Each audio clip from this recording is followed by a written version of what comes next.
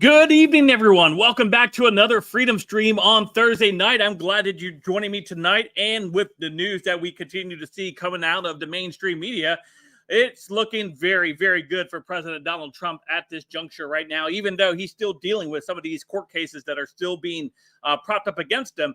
New polling and new mapping from the mainstream media is suggesting that it's not looking good for Biden whatsoever. And CNN and the rest of the mainstream media, along with Democrat Party and the rhinos and the globalists and all those individuals who are in on all of this, are absolutely losing it, knowing that despite all of their efforts, all of their shenanigans that they tried to pull between the time that President Trump left the White House till today, that is not working on the American public. The American public has said, we've had enough of the Biden regime and we want a definite change. Welcome back to the Freedom Stream, everybody. I'm glad that you guys are joining me tonight.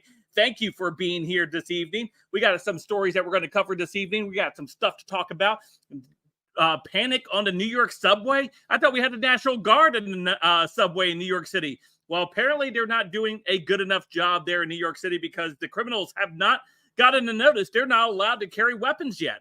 And so, we got mayhem happening there in NYC. We got the barbecue guy over in Haiti coming over with all of the criminals in Haiti. Ron DeSantis deploying the National Guard to the southern part of Florida to intercept these invaders at the southern tip of Florida. So great to see everybody here this evening.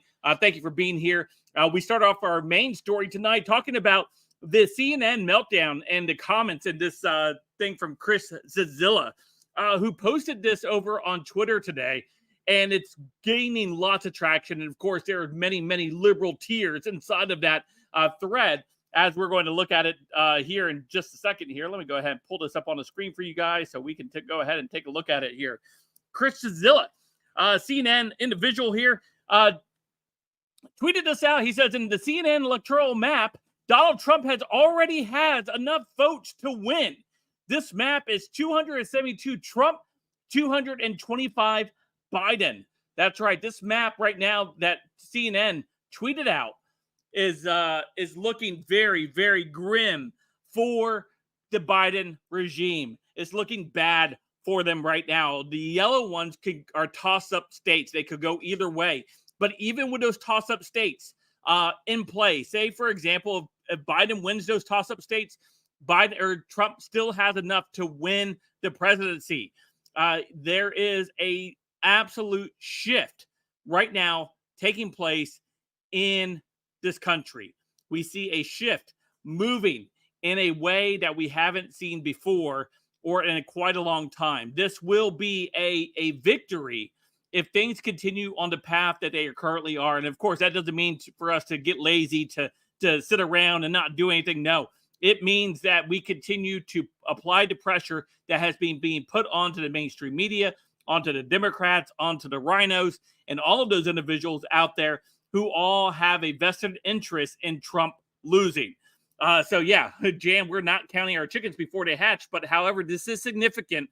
This is significant because of the mainstream media are looking. And if they're downplaying what they typically do, they like to downplay things. This is surely a very, very downplayed map, which would lend to say that there is probably headwinds in the states that Trump is a toss-up in: Arizona, Wisconsin, Pennsylvania, and maybe even Virginia, that he could win those states. And we could see a massive, massive win in November. And of course, November is still a long way away. We still have a lot of months to get through, a lot of days to get through, a lot of campaigning to get through, and so much more. But these are early things that are looking very favorable to the Trump team. And of course, we're here to report on it. We're here to talk about it.